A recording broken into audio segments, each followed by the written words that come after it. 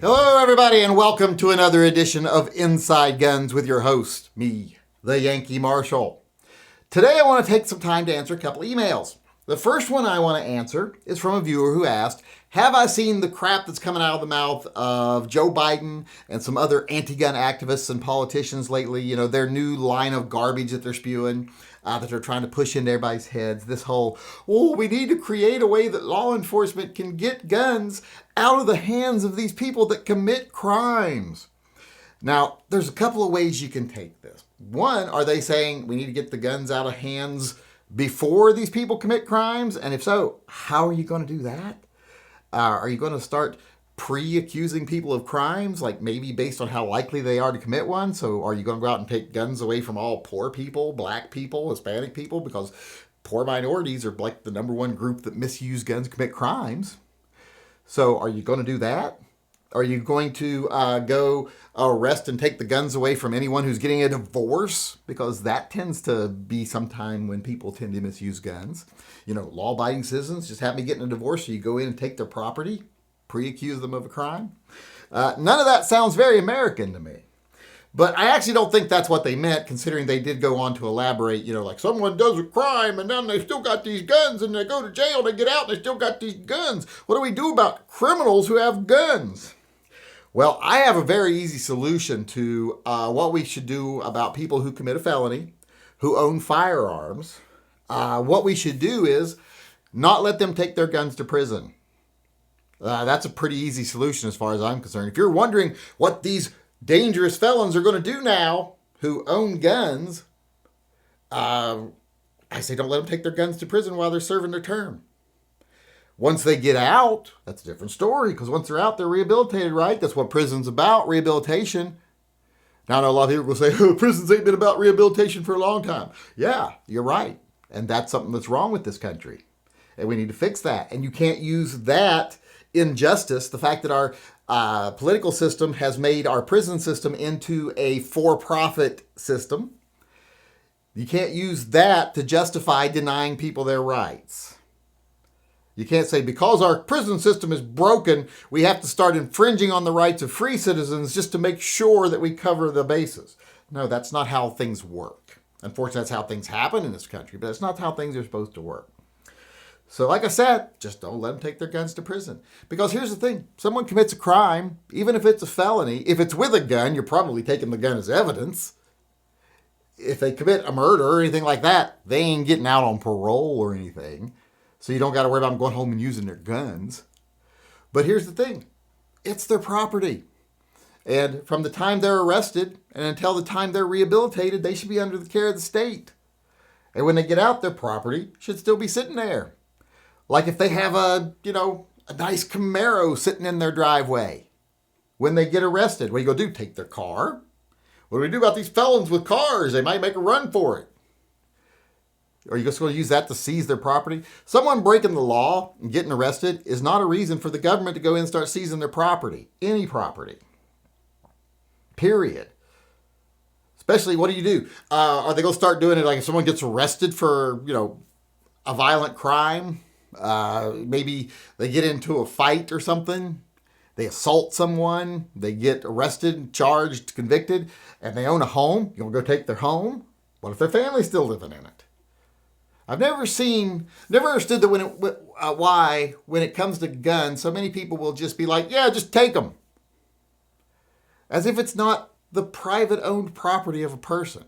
They wouldn't say, yeah, the state can take your car, or yeah, the state can take your house, which they do sometimes for some crimes, which is ridiculous and something I am wholly against. Asset forfeiture is something I am totally not for. That is unjust punishment where they'll take like $150,000 worth of property from someone who gets convicted of a crime where the fine's $500. So I don't like that at all. But that's getting off the subject here. People will find that stuff heinous. The government seizing your house. The government seizing your car. What if the government seized his funds and seized his child's college fund? People would be outraged, but they're okay when they go in and seize guns. That's not okay. The government should be able to seize your private property just because you commit a crime, or even because you're incarcerated. That's your property. It should still be there when you get out. Now, with guns, I do say there are some special things that should happen, especially like if you're a renter, and you go to jail. Well, we don't want those guns getting tossed away, thrown in a dumpster by a renter. So maybe they should have some people. Some of us in the gun community should volunteer as conscientious helpers, to where if someone gets arrested and they have guns that they own, we'll be like, I volunteer to hold on to your guns until you get out of jail. And then we can play with their guns while they're in jail and then give them back to them when they get out. And believe me, that'd be a lot better than the government taking them into custody and then even giving them back later. Because for one, the government probably wouldn't give them back. And if they did, they'd be beat to hell. We'd at least take care of them.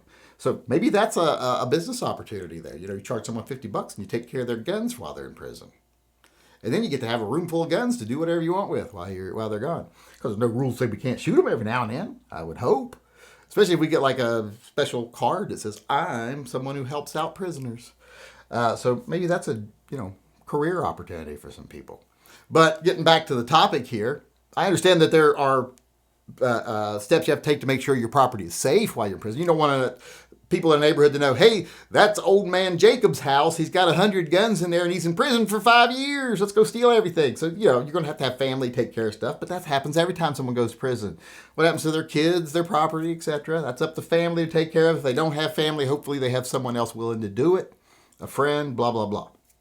The courts should really try to help appoint people to care for people's property while they're in prison so that they don't get out to nothing, like everything they have is ruined. I knew one person who went to jail. They went to prison for 2 years on a trumped up charge.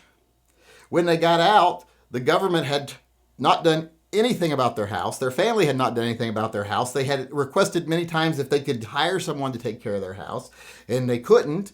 They'd get out. Their house had all the utilities turned off because they were in jail. All the pipes had burst. Their house was basically ruined.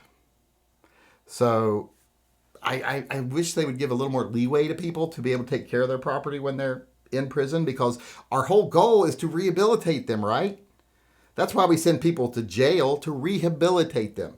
I know a lot of people think jail's about punishment and making them suffer. No, jail's about rehabilitation. That's what it's about. Of course, you do get punished because you lose your freedom. But while your freedom is lost, they rehabilitate you. And part of hopefully successfully rehabilitating someone is if they have things when they go to prison, they should still have them when they get out. You don't want to throw them out into the world with nothing. Then they're just angry and bitter and sad.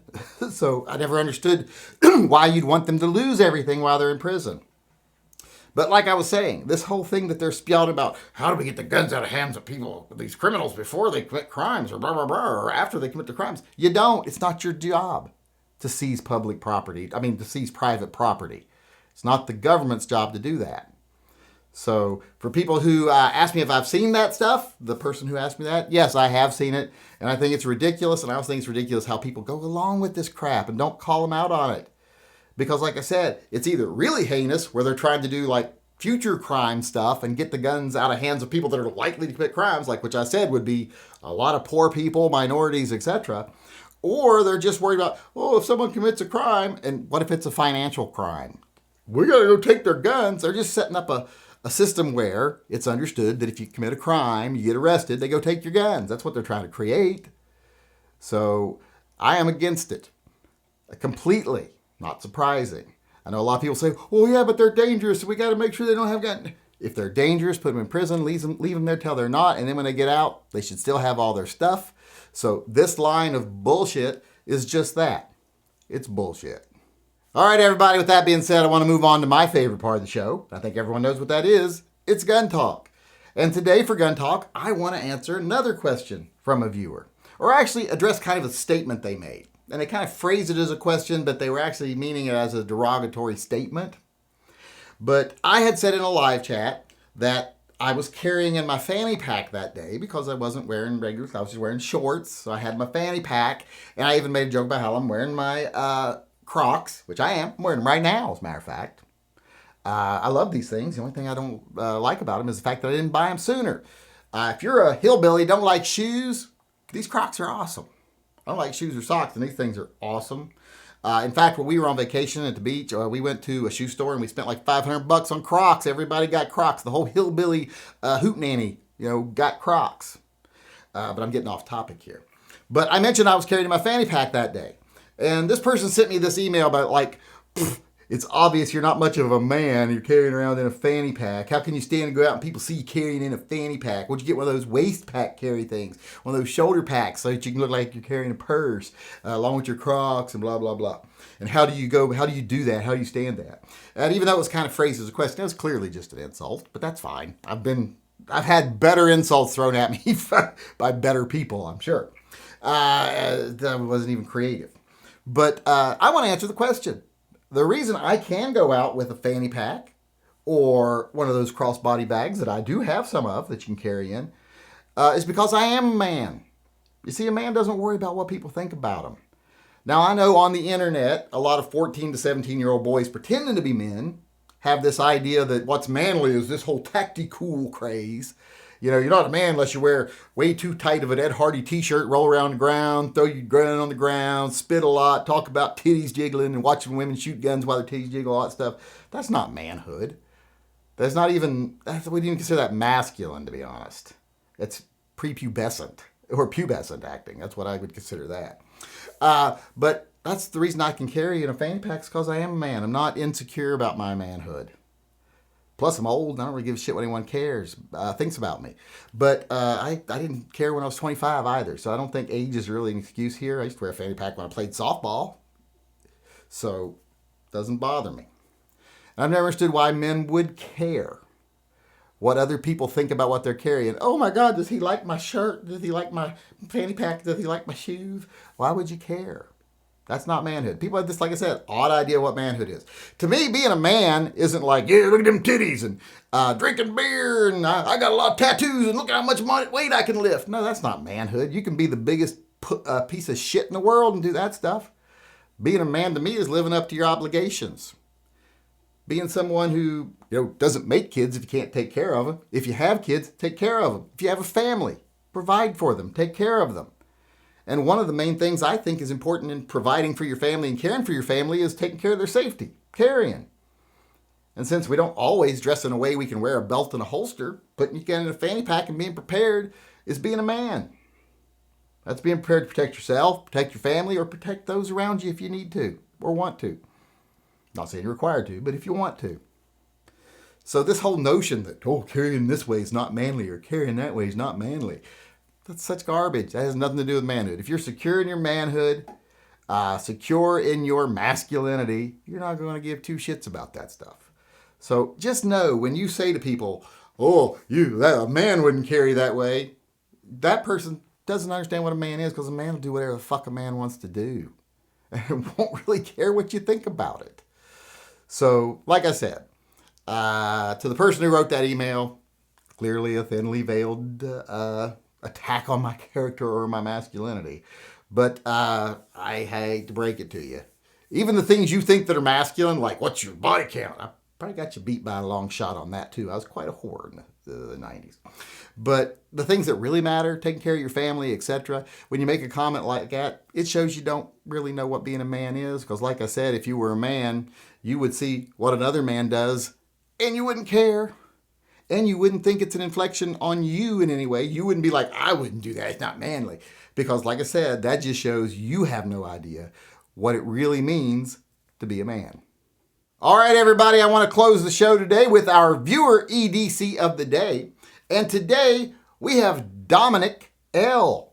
Now, at first when I saw this picture, I couldn't tell what Dominic was carrying because he didn't give me any information. He just sent me his name and a picture.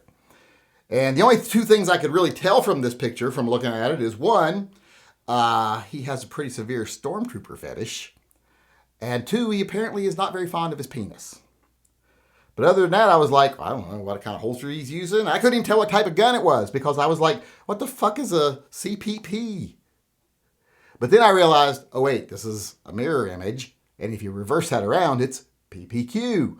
I was like, CCP? What the fuck is a CCP? It looks like a Walther, but maybe it's some canic that I don't know of. But like I said, mirror image, PPQ. So like I said, I don't know a whole lot about Dominic L. here, what he's carrying. Like I said, other than the fact he doesn't like his penis and he's got a stormtrooper fetish. But I do know he's carrying a PPQ, apparently in appendix position in a Kydex holster. At least he's got it in a holster. I don't approve of the way he's carrying, but I definitely approve of the gun. Love the PPQ. I even kind of like the stormtrooper fetish thing. Not that I'm a big enough nerd to do stuff like that with my guns, but some people do that stuff, and nerds.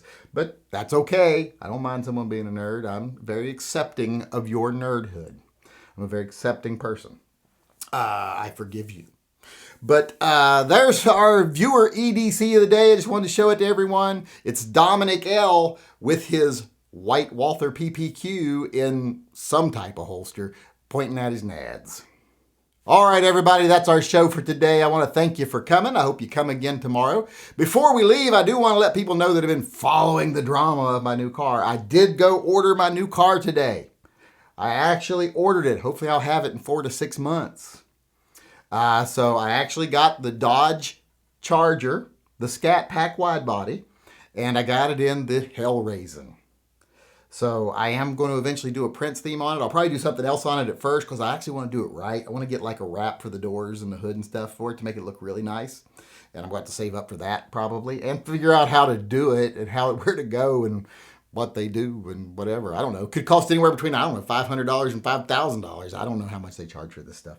But I did order the car, made my decision finally. And like with any decision where I fretfully go over the facts and just, research and make sure I know everything before I make a decision so that I make the right decision, like I did with this car, just like I do every time I make that kind of decision, I immediately came home and started looking at Mustangs and Camaros again to try to make myself feel bad about the fact that now it's too late and I already ordered the other car.